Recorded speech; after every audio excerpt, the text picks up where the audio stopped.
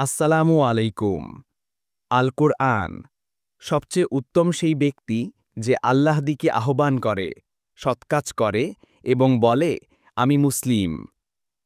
সহি মুসলিম।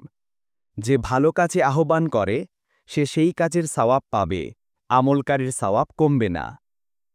সহি বুখারী।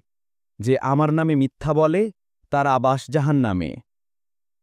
তাই আসুন সহি কুরআন হাদিস প্রচার করি। একটি শেয়ারই হতে পারে কারো হিদায়েত। আমাদের অসংখ্য ইসলামিক ভিডিও রয়েছে যা জীবন বদলাতে পারে ইনশাল্লাহ। www.muslimseba.com 01711 65149 হোয়াটসঅ্যাপ, টেলিগ্রাম বা কল।